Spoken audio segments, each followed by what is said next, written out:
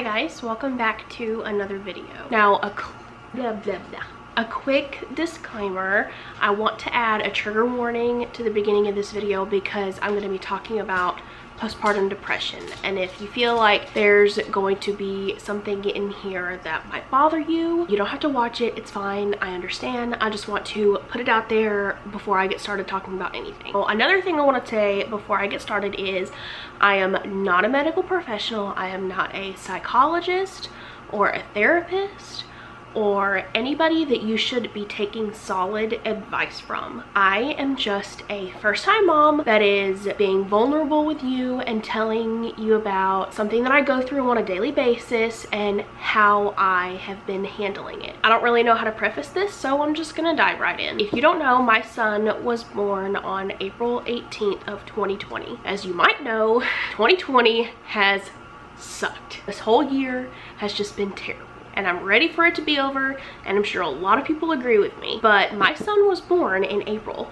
This was whenever everything was starting. We didn't know much of anything at that point. I mean, I don't really think we know much of anything still, but we knew even less back then. So, I mean, everything was just really crazy. There were a lot more restrictions than there are now, and everything was just, it was bad. It was really bad. So when I went to the hospital to have him, whenever I was induced, I was only allowed one visitor, one person to be with me the entire time. That one person was Matt, and once that one person left, if they left, they could not come back. So I was in the hospital for a long time. If you want to know all the details, I have a video talking about my horrible labor and delivery experience. I'll link it down below for you to watch. But whenever I came home, it wasn't for, you know, like a week or so that I really started to notice anything like drastic. Of course, you know, being a mom to a newborn, you're sleep deprived, you don't know what you're doing if you're a first-time mom, you're still trying to figure things out. I was all of that. Like, I was sleep deprived, I was confused, I was alone because Matt would go to work and I wouldn't have anybody here to help me.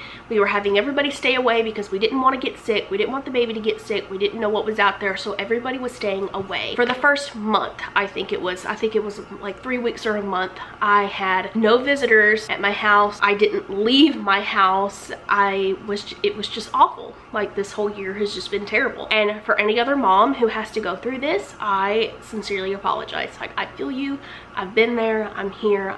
I hear you. I felt really overwhelmed a lot of the time. That was whenever I was pumping for him because he never really latched well in the hospital. He struggled quite a bit with his latching, and I had nobody to help me, and it made me really sad because breastfeeding was something that I really wanted to do. So I started pumping. Newborns, or my newborn, he fed every 2 hours. So he would sleep for 2 hours and then wake up, eat, and then go back to sleep. Me, I had to feed him and then change him, and then I had to pump, which took 30 minutes. I took about, say, 20-30 minutes to warm up his bottle, feed him, change him, and then put him back down to bed, and then another 20 minutes, or I'm sorry, another 30 minutes to pump. So that would be about a whole hour, and after that I would have just 1 hour maybe to sleep until he was up wanting to eat again. So I was going off of, you know, 3-4 hours a night sleep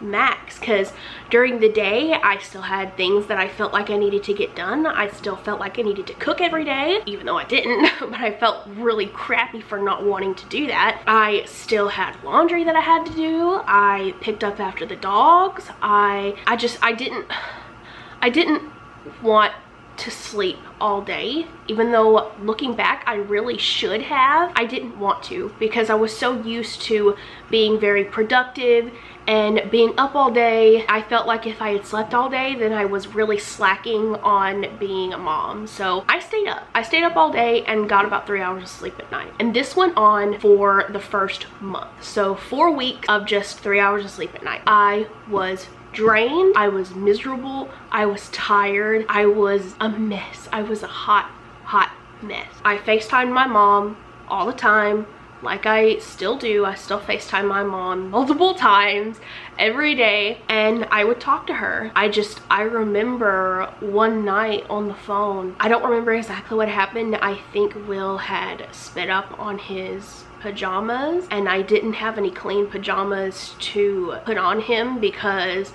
I was tired and I didn't feel like putting away any laundry, and his pajamas were still wet, so I had to wait on his pajamas to dry with the rest of the laundry so I could put new ones on him. And I was just crying. I was bawling. I literally told my mother, I told her that I loved him more when he was in my belly. And even thinking about that now, that I said that, makes me want to go wake him up from his nap and hold him, because I love him so much. There is nothing in this world that I love, that I want, that I would do anything for more than him. Like, he is everything to me. After I said that, my mom told me that I needed to call my doctor. And I think I waited a couple days before I called my doctor because I didn't know what to expect. I thought that, you know, she was gonna say, well, since you're feeling this way, obviously you don't make a good mom. Like, moms don't feel like that, so social services will be at your house to take your kid away from you. Like, I literally thought that that was gonna happen. I thought they were gonna take my kid away because I felt that way, and you know, good moms don't feel that way. Other moms don't feel that way. Other moms, you know, can have their newborn a week old asleep and be back to their pre-baby body, feeling great, have their makeup on, have their hair done, clean house, fed, family, you know, cooking every night, doing all this stuff, running errands, doing this, doing that.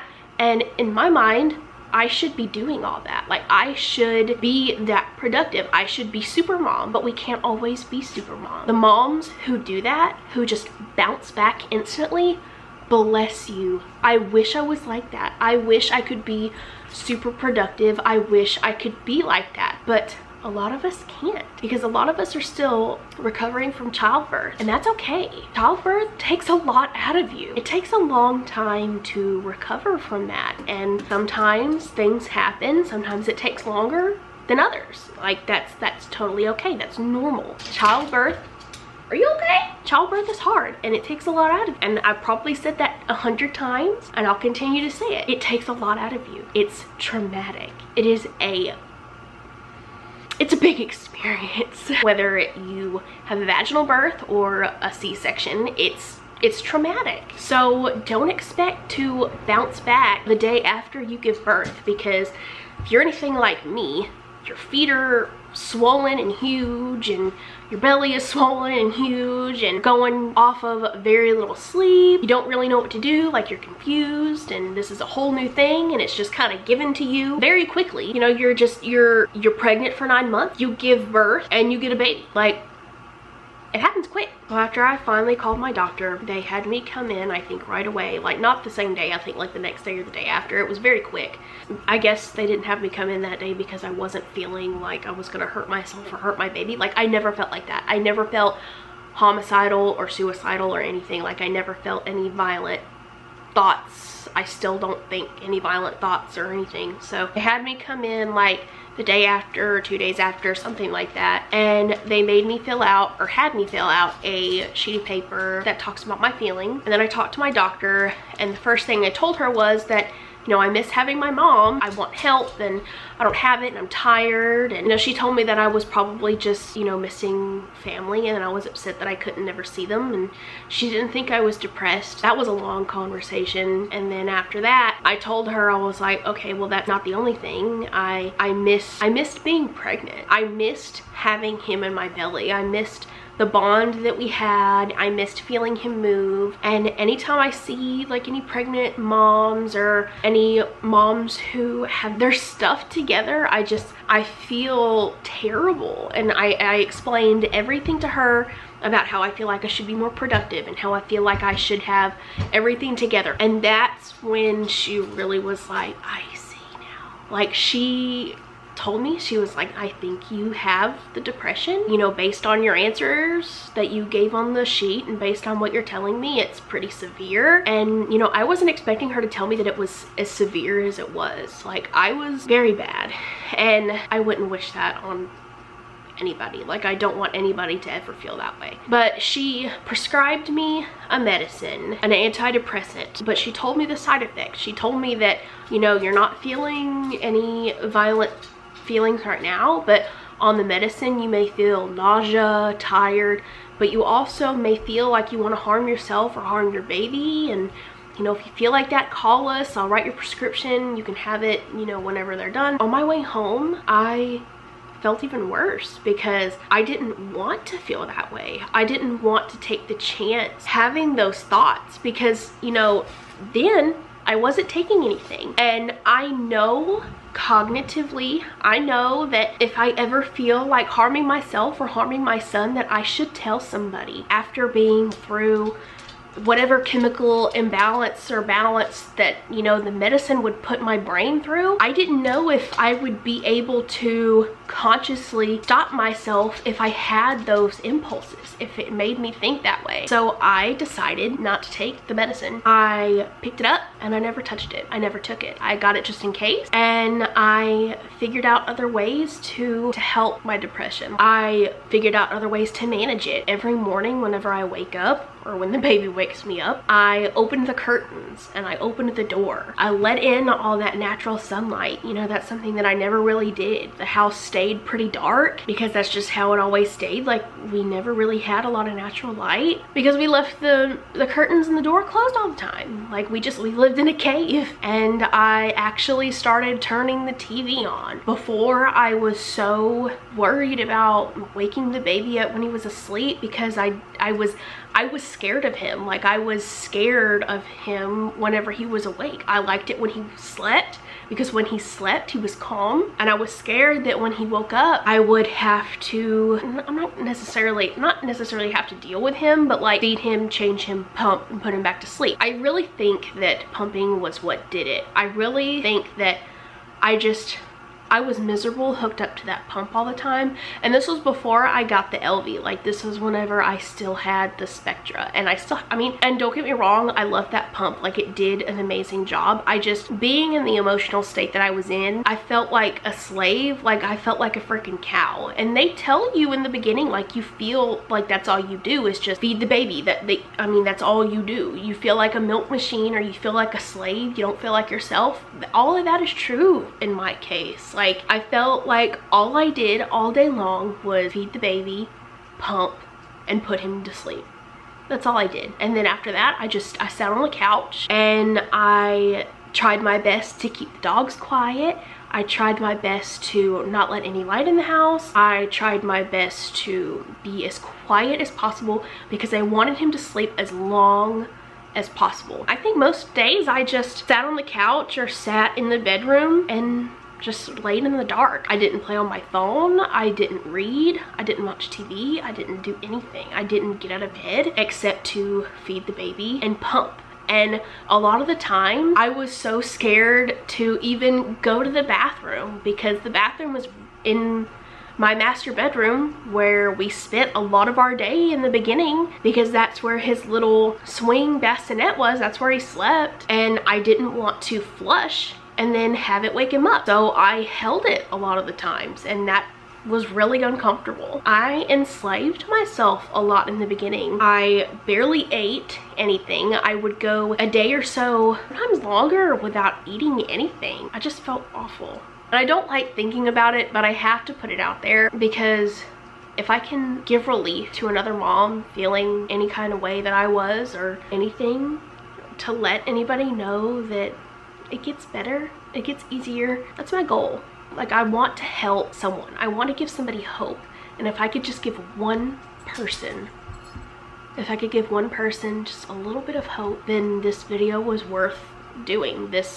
It was worth talking about. I still feel depressed on almost a daily basis. I'd say a couple days out of the week I feel really gloomy. That may be why there's like a delay in some videos, why I'll go like a week or two without posting anything, because I've had a rough time and I'm dealing with it and I don't feel like picking up the camera. So there goes, you know, a week or two or however long by and I don't make anything. That could be the reason. Medication has its risks. but going unmedicated has its own risks too. I'm not advising anybody to not take their medicine. Doing things my way, finding other ways to help with the sunlight and everything, it worked for me. It may not work for you. Do whatever you feel is right. Talk to your doctor, talk to your family, go with your gut. Don't do what I say. Don't do what I say. Like I said in the beginning, I'm not a doctor, I'm not a therapist. Do not take what I'm telling you as a way to treat what you're going through. I'm telling you what I did and what helped for me.